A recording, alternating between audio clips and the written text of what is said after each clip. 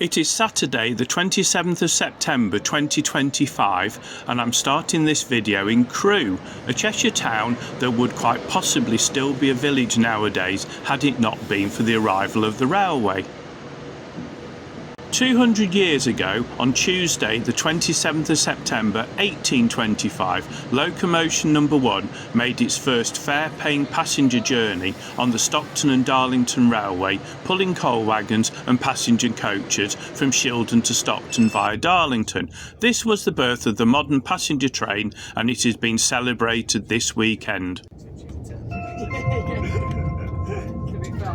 Welcome on board Avanti West Coast service to Liverpool Lime Street, calling at Runcorn. While I couldn't get to County Durham, I'm starting my own 200th anniversary journey on an Avanti Pendolino to Liverpool Lime Street and onwards to an iconic location in railway history, and here is a sneak preview. Liverpool Lime Street's concourse isn't the easiest place to film, so I won't hang around and risk being told off.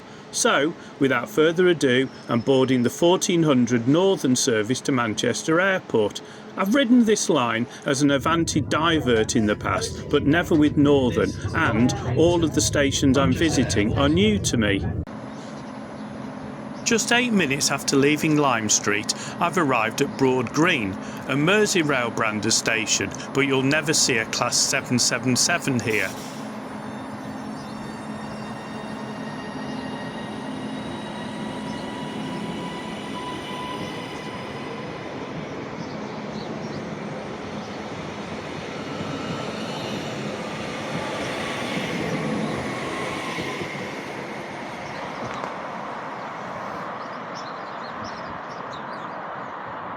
Broad Green is the oldest railway site that is still used as a station. Some claim, and correct me in the comments if I'm wrong, as it opened to the public on the 17th of September 1830, on the day that passenger services commenced on the Liverpool to Manchester Railway. The roar of traffic in the background is the M62, and Broad Green Station is currently being refurbished to make it more accessible.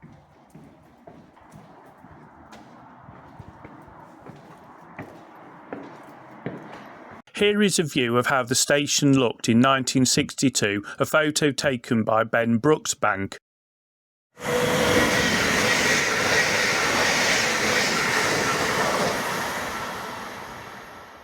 It's time to leave Broad Green and its traffic noise as the 1428 to Wigan North Western pulls into the platform. I'm going one stop to Roby, which is the next station down the line. It is a Class 323 and the maquette tells me it is ex-West Midlands and was previously named Bourneville.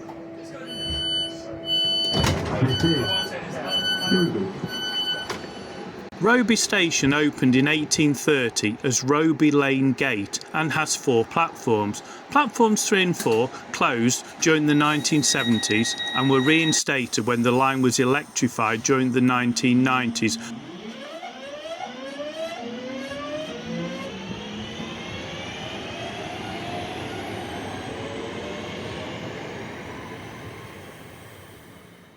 Compared to Broad Green, to say it is quieter here is an understatement, as I no longer have the dominant roar of the M62.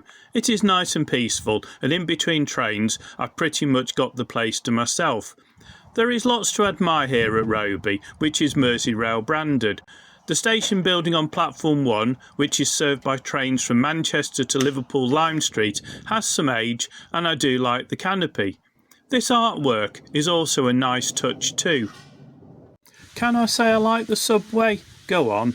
I do like the subway, which links the platforms and also provides a way out onto Station Road.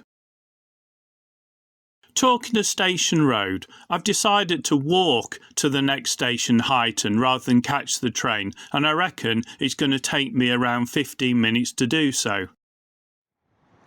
As you can tell, I really do like this station, and up at the top of the hill by the main road there is certainly very much village vibes here.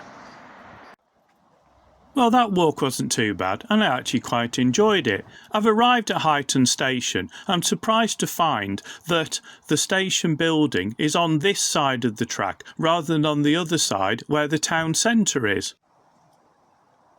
Before I head into the town centre in search of a coffee, let's have a quick look at the station, one which I've never ever alighted at before or caught a train from.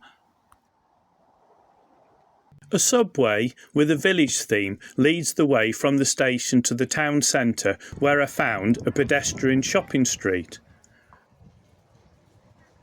There is also a statue of former Prime Minister Harold Wilson, who was the MP for Huyton between 1950 and 1983.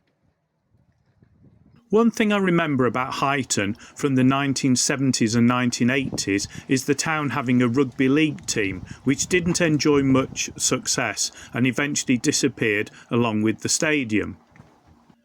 I did find a coffee, and now I'm back at Huyton Station to catch the late running 16:15 to Rainhill from platform 3.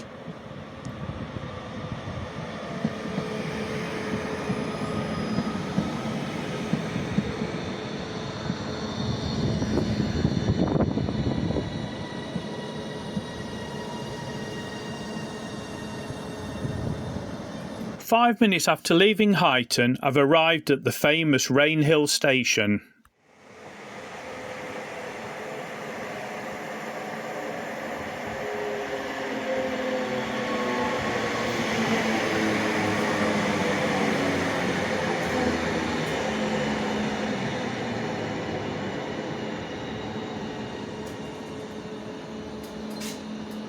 Rainhill Station, which has 2 platforms, opened on the 15th of September 1830 as part of the Liverpool to Manchester Railway and is one of the oldest passenger railway stations in the world. The station buildings are listed and they were constructed during the 1860s. At the west end of the station, George Stephenson designed and had constructed a skew arch bridge to take the road across the railway. The bridge was the first skew to ever cross a railway and is now a listed structure. There is a plaque on the face of the bridge with the inscription of "Erected June 1829, Charles Lawrence Esquire Chairman, George Stephenson Engineer." So why did I choose to visit Rainhill on my 200th anniversary trip? It is an iconic railway location in my opinion, where the Rainhill trials took place in 1829. By summer 1829, this railway was substantially complete and a competition was held with a £500 prize to the designer of a locomotive to haul carriages on this route. Rainhill was chosen as the track here is straight and flat. Rocket, entered by George and Robert Stephenson, was declared the winner, defeating Sans Pareil and Novelty. Before I head back to Liverpool, there's time for a quick look at the local area around the station. The commercial hotel dates back to around 1870 and was built to accommodate the increasing number of rail passengers arriving in Rainhill. My stay in Rainhill was a bit longer than planned. I'm not complaining, as the 17:30 to Liverpool Lime Street arrived 17 minutes late. So there you have my journey to mark the 200th anniversary of the modern railway. Have you been to Rainhill? Have you been to any of the stations I've visited? What do you think of them? I'd love to hear from you in the comments. If you've enjoyed the video, please give it a thumbs up and consider subscribing to my channel. I'd really appreciate it. And it leaves me with just one last thing to say. I'll see you on the next one.